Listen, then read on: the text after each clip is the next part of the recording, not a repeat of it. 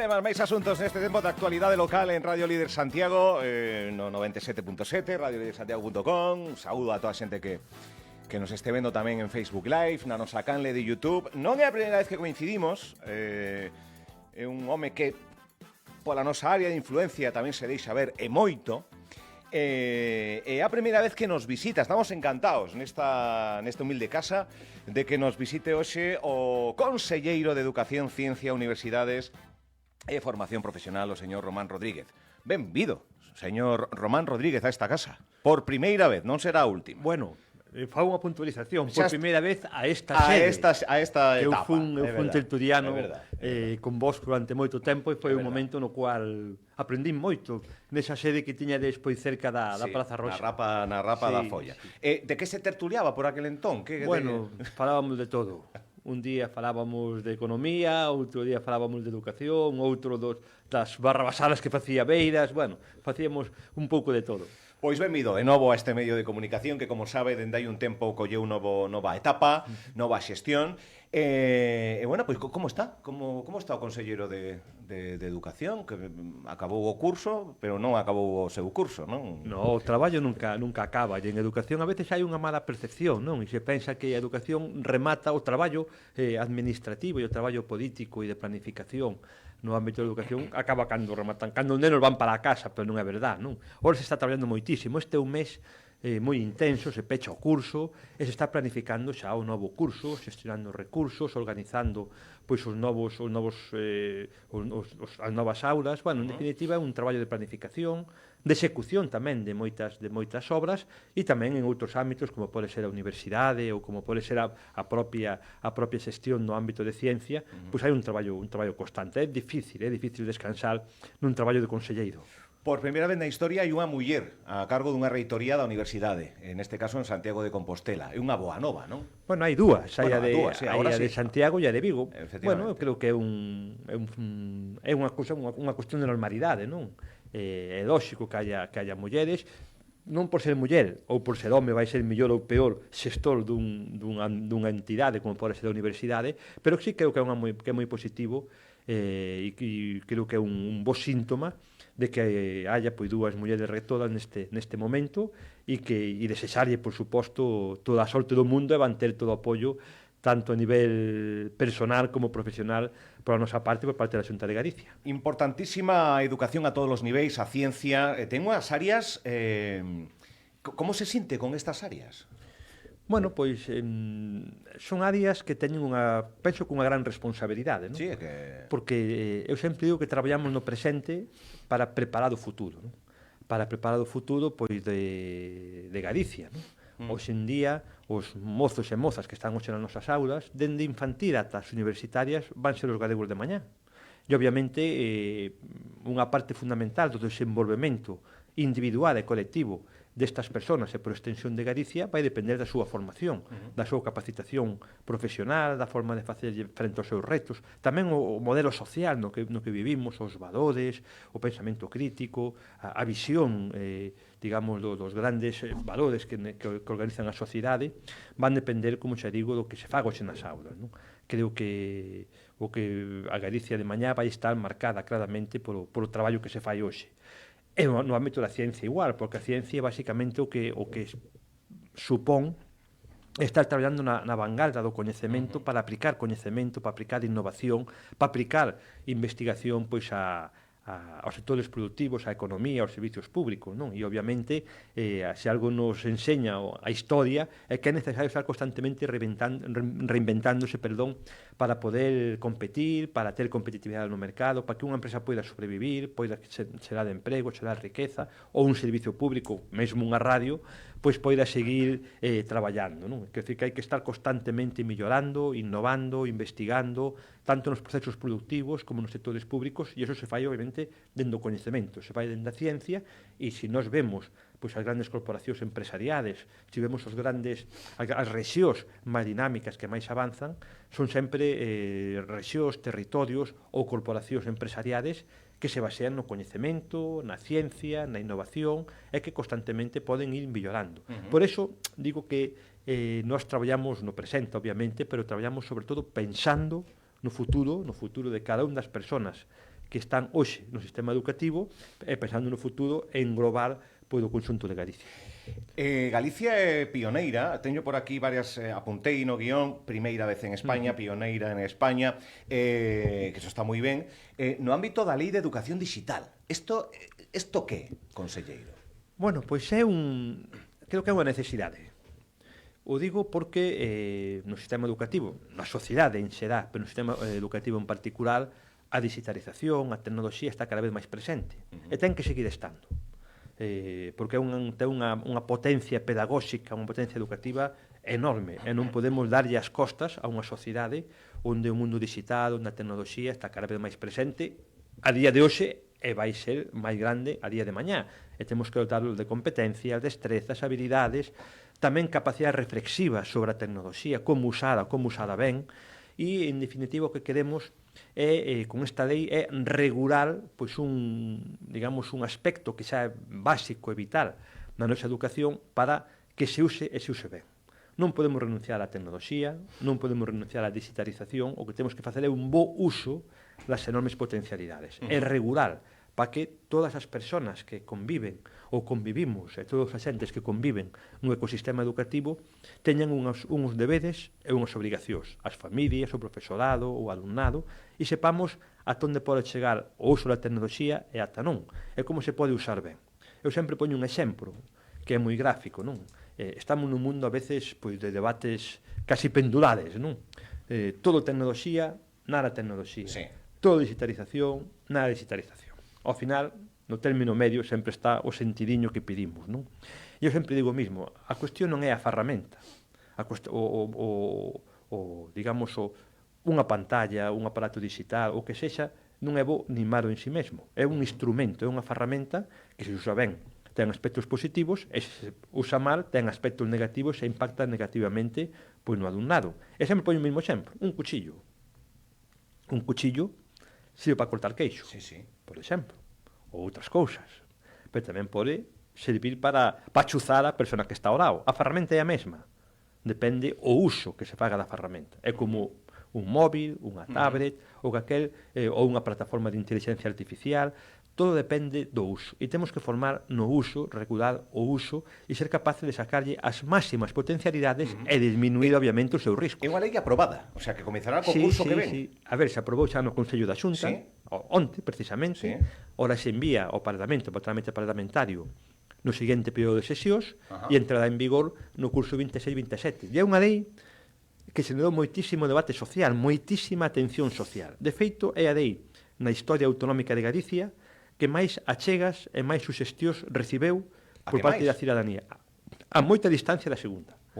E iso denota algo, denota que hai unha preocupación social. Importancia, preocupación e necesidade, hai que facelo. Efectivamente. A mí tamén me gusta poñer outro exemplo, non? No seu momento se inventaron os coches, non?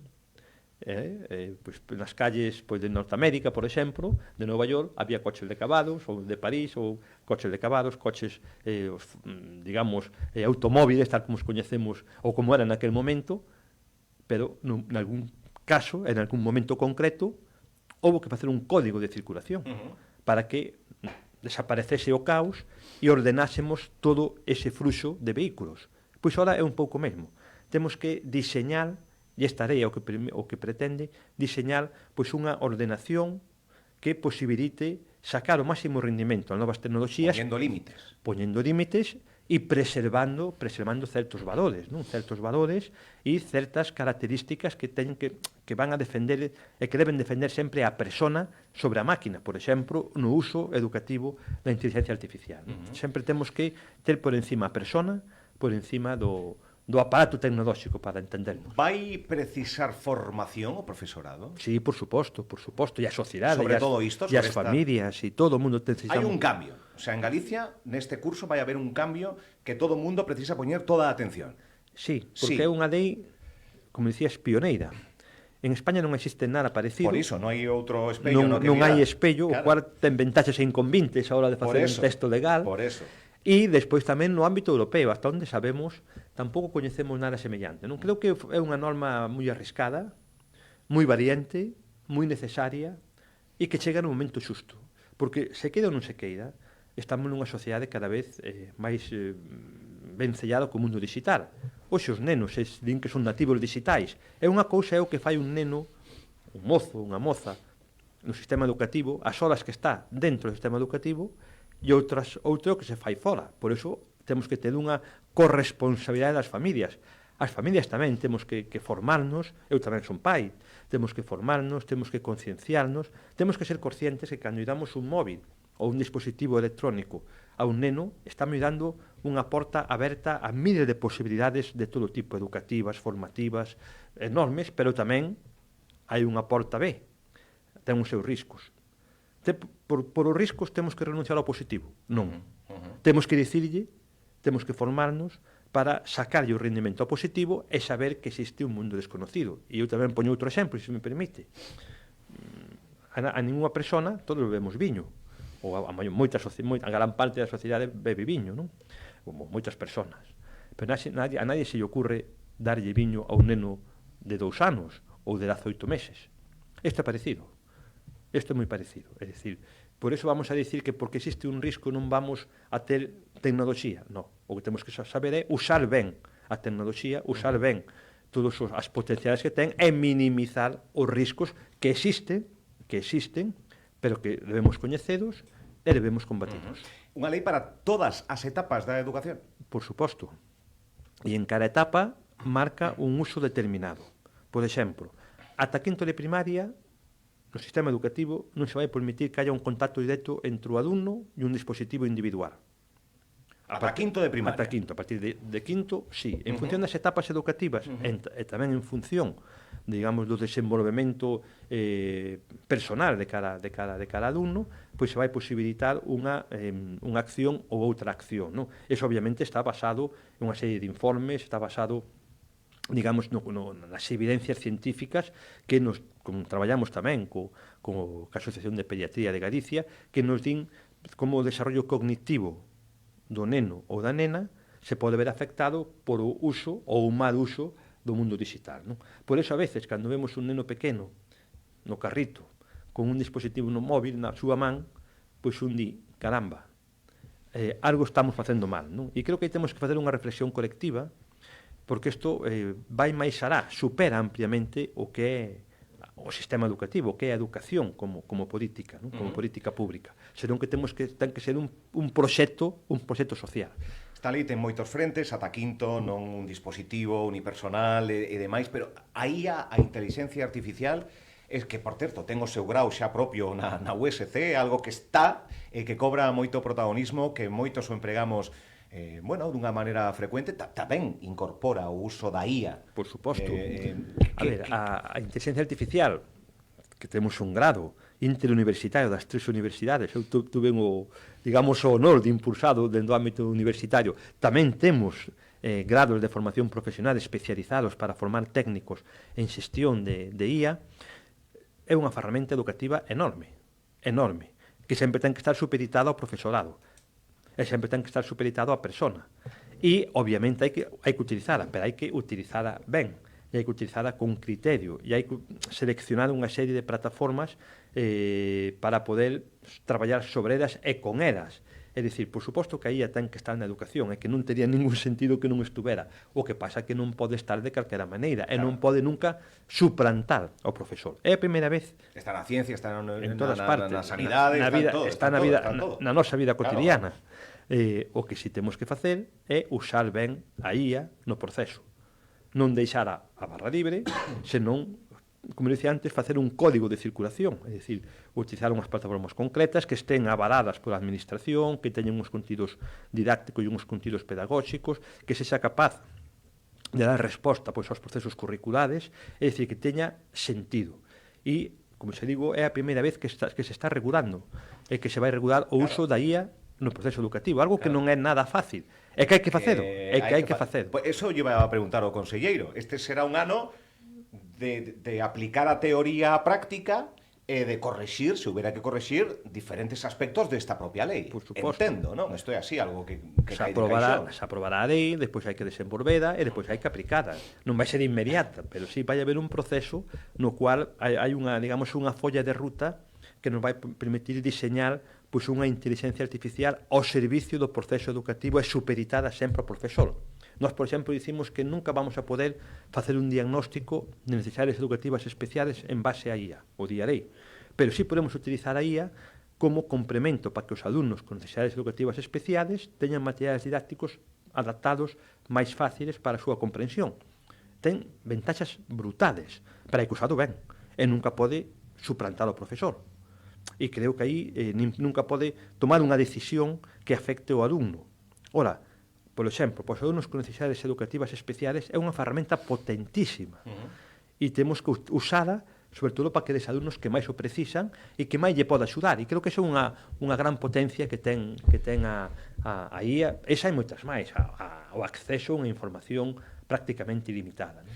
Houve diferentes folgas no ámbito educativo, saíron á rúa diferentes sectores, falando da carencia de profesorado, tamén das prazas de educación especial. Inténtase revertir, xa se anunciaron, penso que 400 prazas de cara ao ano que ven. É unha preocupación para o conselleiro que todo o mundo teña esa figura necesaria dentro dos centros escolares? Home, esa é a nosa función e a nosa misión. Permíteme que te faga unha corrección, no sentido de que non hai unha salida xenérica do profesorado, unha protesta xenérica do profesorado. Hai unha protesta específica, neste caso dun sindicato, do Sindicato Nacionalista CIGA, que forma parte do entramado político sindical, Bloque, UPG, CIGA e outras institucións que teñen, digamos, unha estrategia política que eles mesmos afixan nunha folla de ruta que é fomentar o conflicto. Houve varias chamadas de convocatoria, houve moitas accións de protesta cunhos, digamos, onde a inmensísima maioría do profesorado non fan seguimento.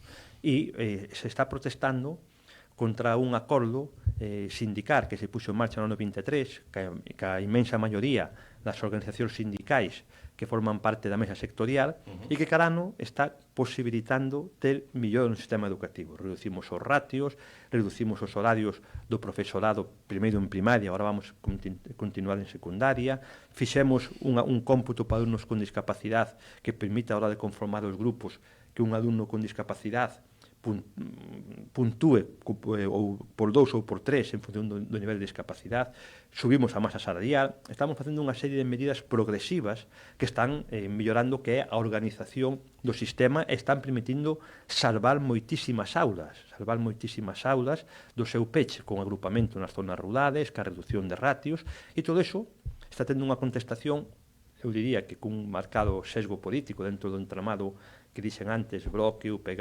CIGA, etc. E iso é o que está sucedendo. E sucede en educación un día, o día seguinte en sanidade, o día seguinte en política social. Hai, digamos, unha folla de ruta onde neste ano se ten posto de manifesto, ten habido máis manifestacións que días ten o ano, non? Cunha estrategia política que, bueno, non responde á realidade de Galicia. En Galicia os servicios públicos funcionan ben, sempre poden mellorar, sempre temos que aspirar a que melloren, e así o estamos intentando facer, pero non se pode presentar un panorama tan desolador e tan triste como que non intentan vender, porque Galicia non é así e os galegos, dende logo, non somos así. Ten que mellorar a PAU. Vostede dixo carrusel sucesivo de erros. Hai que mellorar. Por suposto. E quero dicir unha cousa. Xa antes de que pasara o que pasou, xa habíamos iniciado pois o proceso de millora da propia PAU. Aquí se solaparon dúas cuestións. Unha cuestión estructural, que na que levamos xa traballando algún tempo antes de que pasara o que pasou, é unha cuestión conjuntural que pasou a raíz pois, dunha serie sucesiva pois, de cuestións que foron un erro, neste caso, na xestión da proba. Non? E creo que aí temos que ser moi conscientes que temos que diseñar unha proba que sea homoxénea e homologable ao do resto de España. Para que? Para non perxudicar aos nosos alumnos. Por que? Para non perxudicar aos galegos. Por que? Porque as evidencias nos din que Galicia e os alumnos galegos, cando hai un análisis comparativo a nivel de España, estamos sempre nos primeiros postos. Nalgúns casos, incluso, somos líderes, por exemplo, en coñecemento de inglés, en ciencias, os mellores de España. Pero despois, cando facemos as probas da PAU ou da selectividade, pois estamos nos postos máis baixos. Que pasa? Pois que hai un momento no cual cambia a posición. E outras comunidades autónomas é xusto ao revés, están nos análises comparativos moi por debaixo e na PAU moi por encima. Por que? Porque cada comunidade autónoma fai un examen diferente, con criterios, metodoloxías, exixencias diferentes, e iso impacta de xeito diferente no alumnado e xenera desigualdade. Porque a universidade funciona moi ben como un distrito único de entrada. O alumno que fai a PAU en Galicia ou en Murcia ou en Navarra pode acceder a calquera universidade de España ca súa nota. Pero o camiño de entrada para chegar a esa porta é absolutamente diferente, é 17, co cual quedemos homologado. A Xunta quere ter máis participación. Quere ter máis participación ou quere ser máis corresponsable. Porque cando hai problemas, miran hacia o goberno. E o goberno, se é responsable dos problemas, os asume. Pero se non, dirín, teres que, de algún xeito, ser máis activos. Queremos participar máis, ser corresponsables. E despois o que queremos tamén é que haya unha maior conexión entre ensinanzas medias, entre os profesores que lle dan as aulas en bachillerato e os universitarios, para lograr unha maior homoxenización e que os grupos de traballo que conforman a propia PAU teñan uns sistemas previsibles e coñecidos de funcionamento e homologables.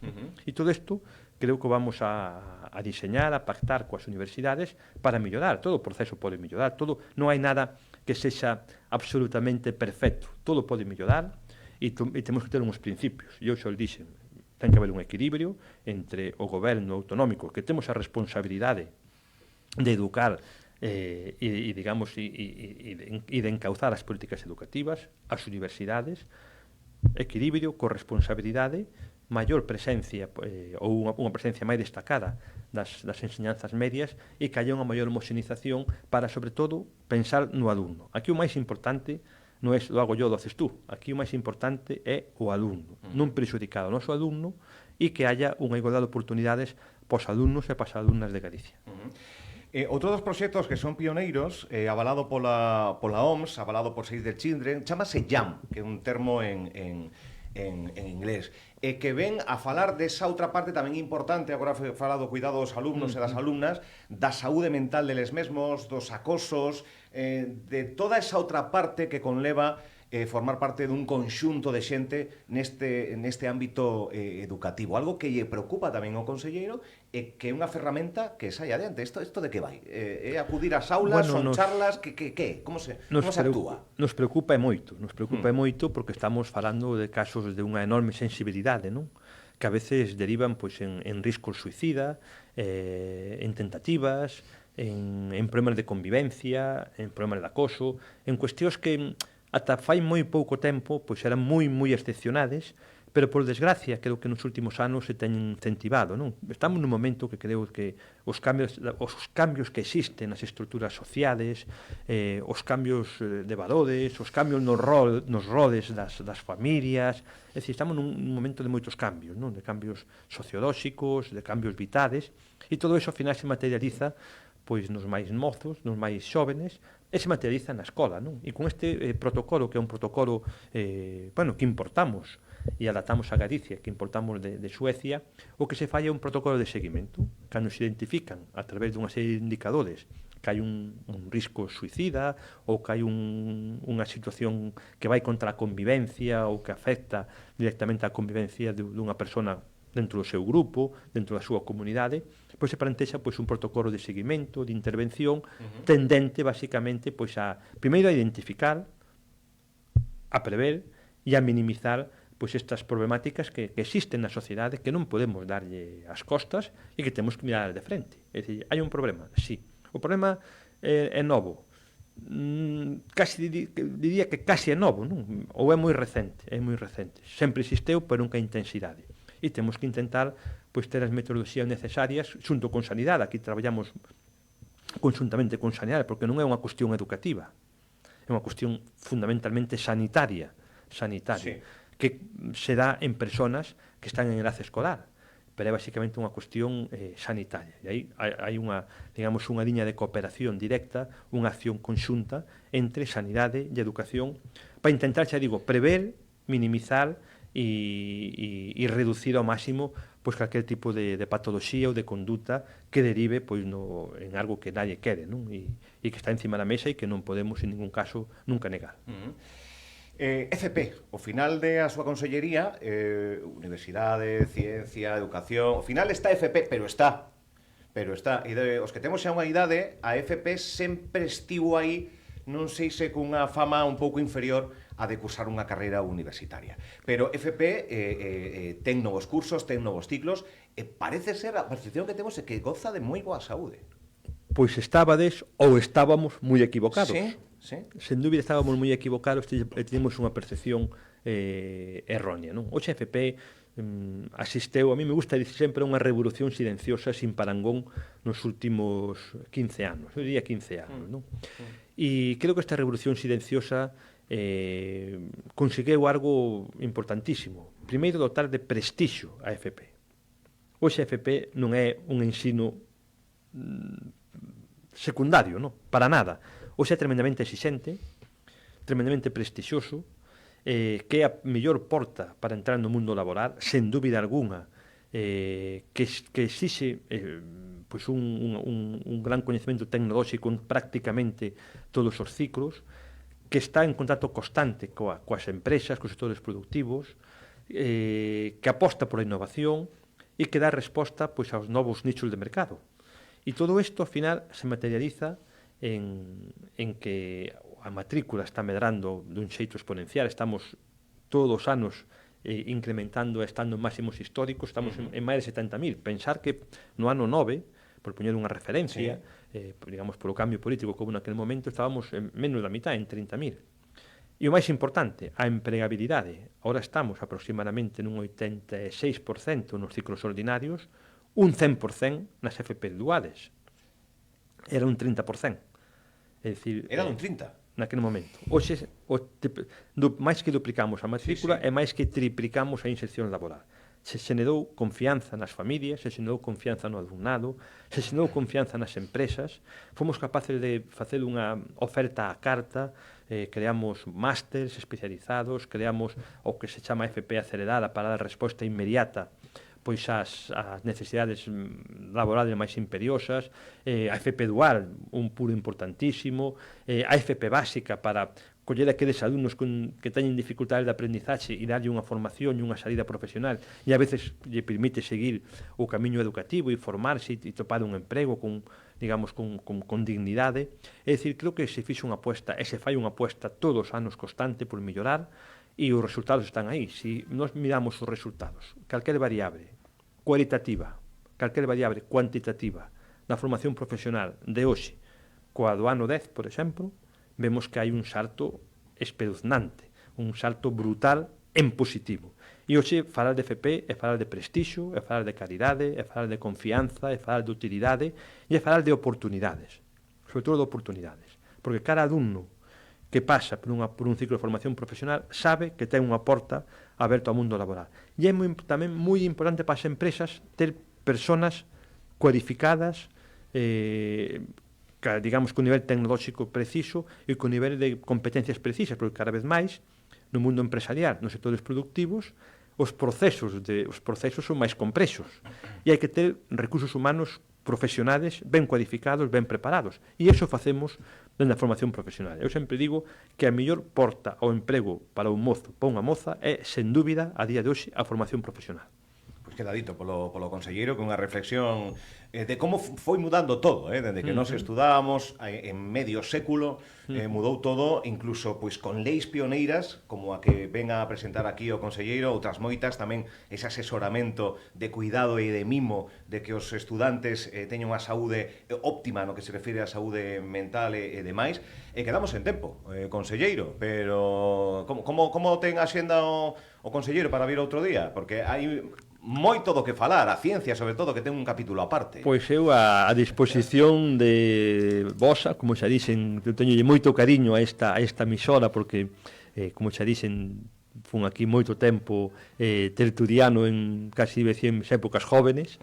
Non se falaba da IA por aquel entón. No, e iso ten que facernos reflexionar, porque non fai tanto tempo. Non fai tanto tempo. Por eso as cousas están cambiando tan rápido, que que se non somos capaces de asimiradas e de controladas e de xestionadas, nos poden levar por diante. Por iso é moi importante o que dicía antes, a súa regulación. Como no seu momento houve que facer un código de circulación para que os coches non chocaran polas carreteras, polos camiños. Pois ora é un pouco parecido. Pois con esta novidade que vai marcar o rumbo do presente e inminente novo curso académico e dos que veñan despois, Román Rodríguez, conselleiro de Educación, Ciencia e Universidades FP, un gusto telo neste estudio. Vémonos pronto, seguramente. Pois cando queirades. Graciñas, gracias.